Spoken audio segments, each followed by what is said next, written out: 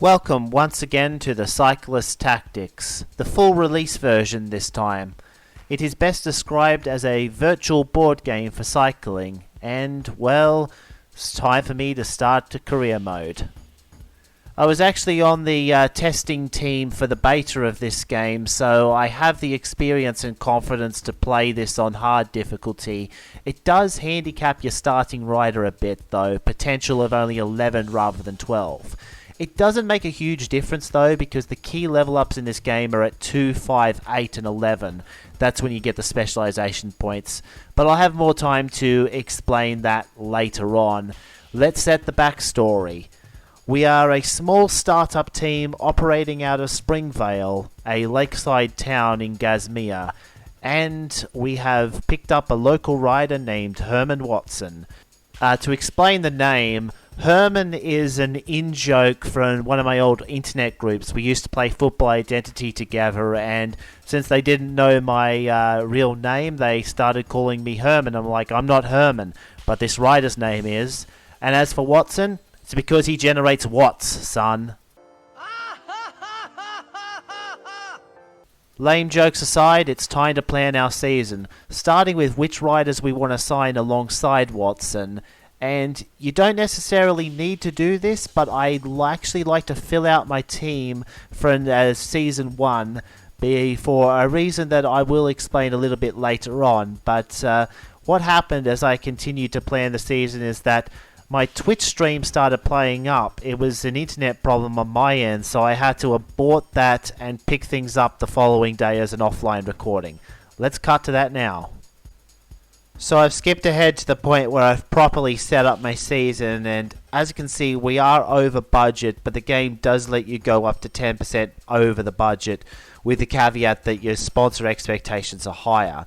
I think it's worth it though, because it means I get to keep all 6 riders that I want, and the reason why I actually want 6 riders as early as Season 1, it has to do with the fitness peaks. In this game, each rider you assign one major peak and one minor peak for the season, and as you can see, and by having 6 riders you can book 6 major fitness peaks in the season, as well as protect riders from having to ride when they're not feeling so good. So you can see I've staggered the peaks so that each rider is going to get a chance to shine this season. Now that I've gone over our season itinerary, let's start the season. The Great Lakes Tour is situated in our team's home region, but unfortunately all of the big amateur teams beat us to the sign-up.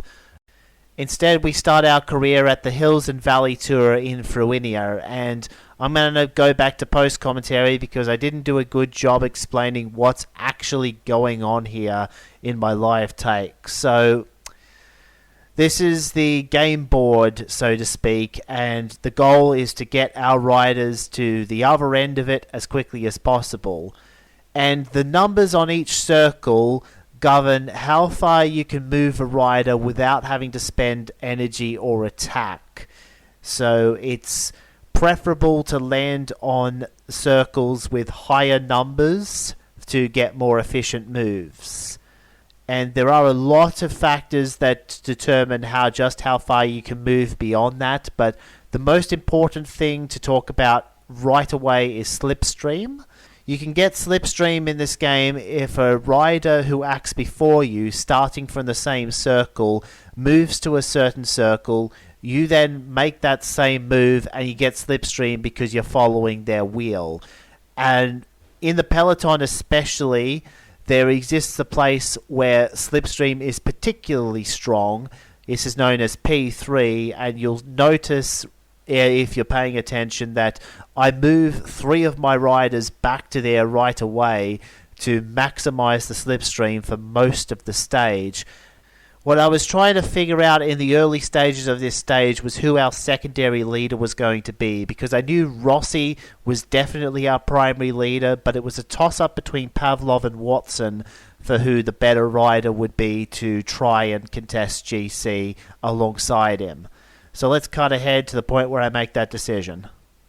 Okay, so I know Pavlov is looking a little bit better attack point wise, but with the rest of the stage being simple and the finish suiting Watson, I'm going to make Watson the secondary leader because even with Pavlov getting a minor fitness boost, his recovery rating is only 2 as opposed to Watson's 3. So for a stage race, I think Watson is the slightly better opportunity to...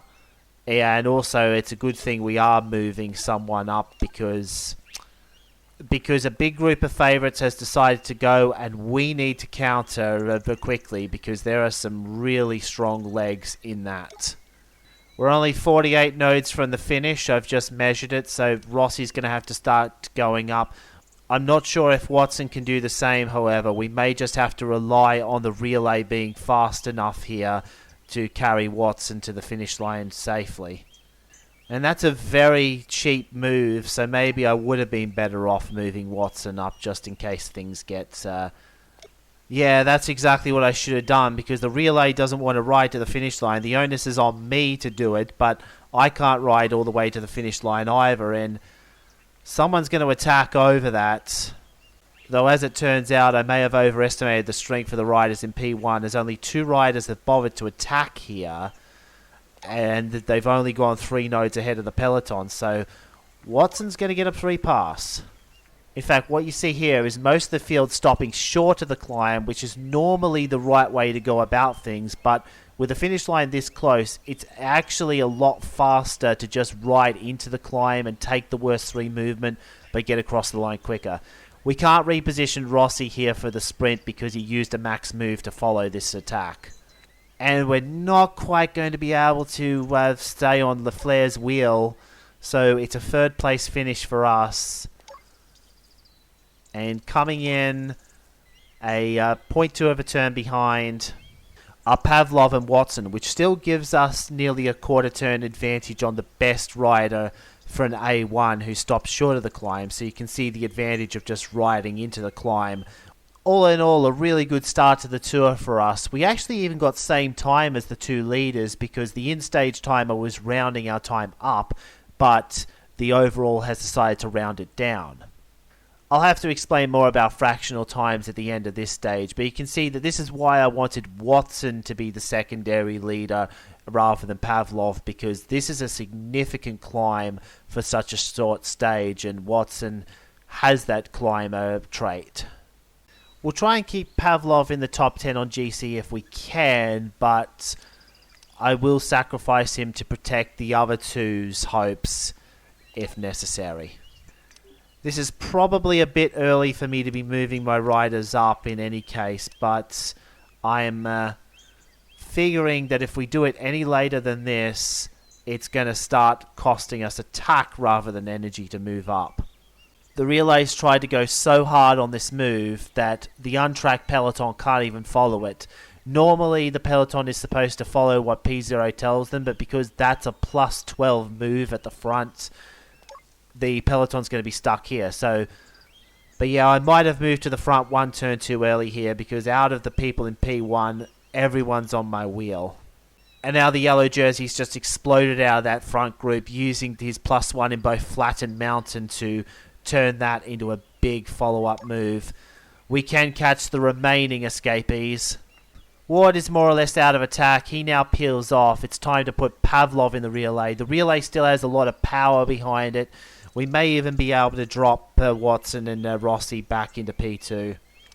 And I think I'm going to do that despite the risk of getting attacked on this turn, because it means that we can then move back up into P1 the following turn.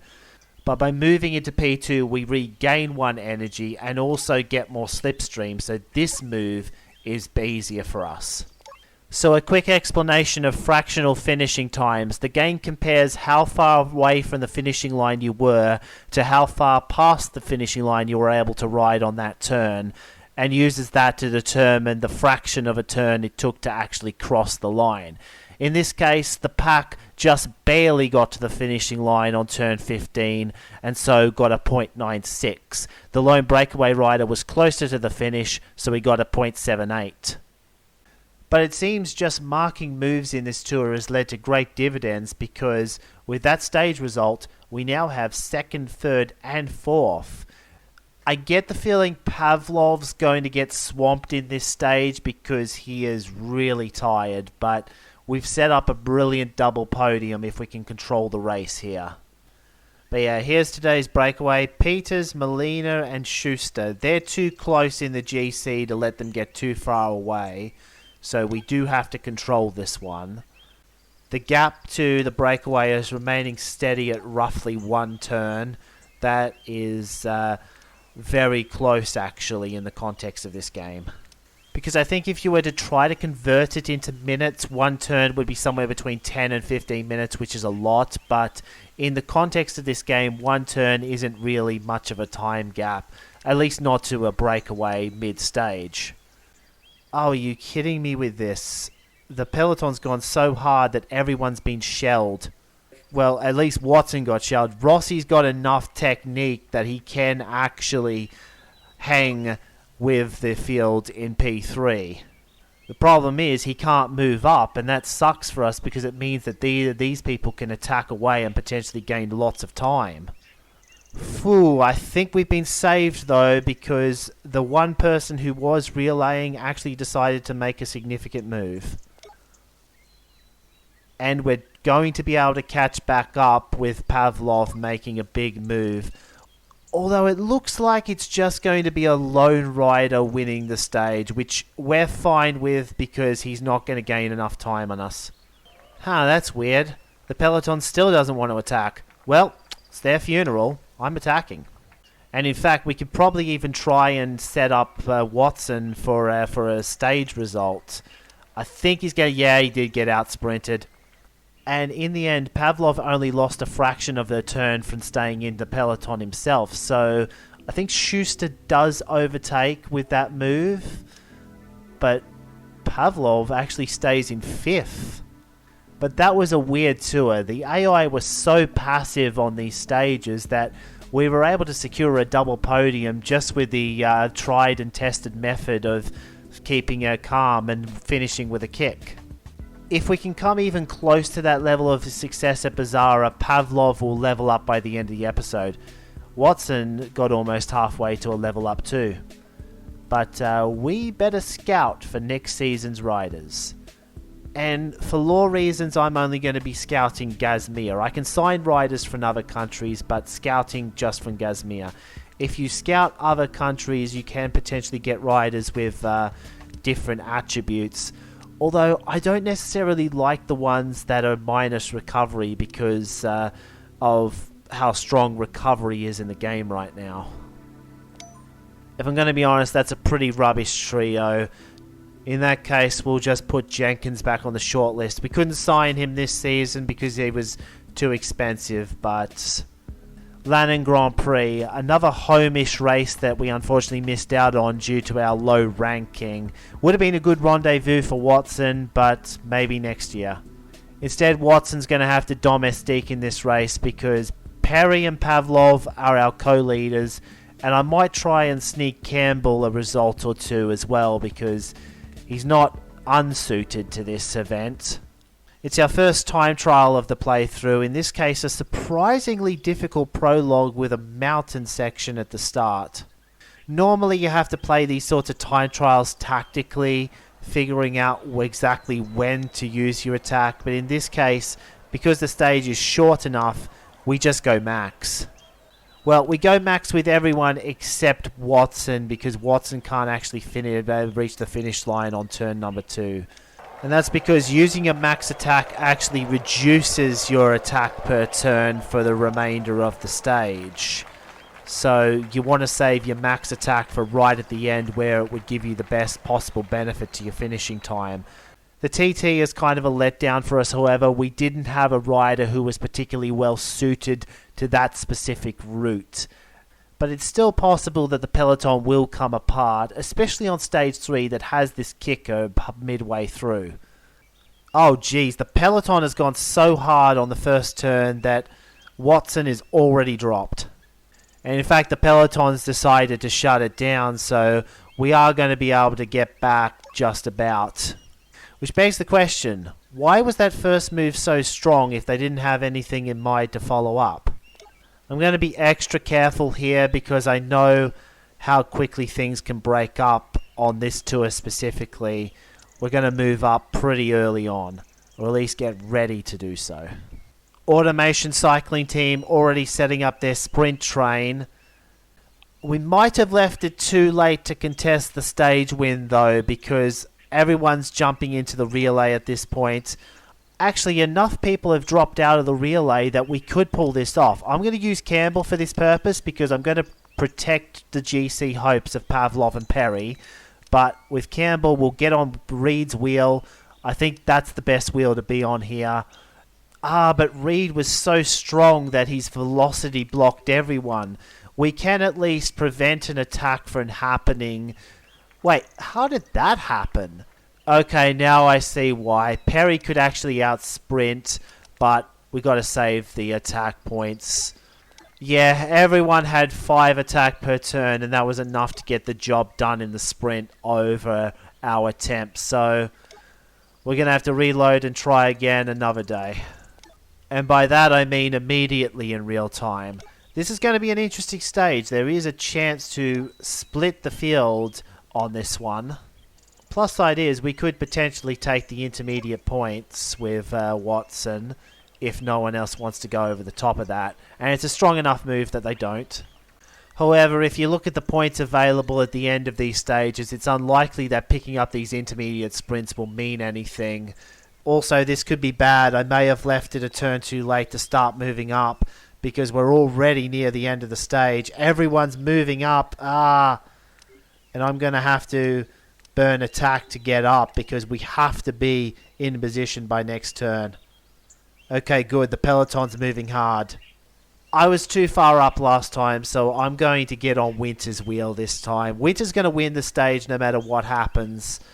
Okay, I think that was the right wheel to take because we're not going to get around Winter, but we can get around everyone else. One rider dropped out, so with 5 points, we're still going to get out sprinted. That's the type of stage finish where we need a sprinter on our team rather than a bunch of 5 attack per turn rouleurs. Now that we've established that, I'm not going to get my hopes up that this third stage will be anything different, although we are at least maintaining a top 10 with Pavlov in the GC. We don't have to worry about conserving energy anymore. This is the final stage. Might as well move everyone up or at least get ready to do so early. And we managed to play that perfectly because we are actually at the back and we get to decide last what we want to do for this sprint. This time it's Pavlov that's going to go forward and I'm going to place him on the relay. I'm trying to win the tiebreaker over Askat Azabov by finishing higher on the stage. And it was a big enough move from the relay that we may actually be able to do that because positioning is going to be important. Oh no, Azabov got us. I think I understand what happened. I needed to be in P1, not P0. That way I would have gotten more slipstream and been able to overtake them all. Because it ultimately doesn't change the GC picture for us. We're still in 9th. It would have been nice to have pinched 8th on tiebreak, but it wasn't to be. Nonetheless, it was just enough to get Pavlov that level up we were looking for. So, in between episodes, I want to assess what specialization do we want to have Pavlov as, because he is set to become our secondary leader throughout this playthrough alongside Herman Watson because of that 11 potential.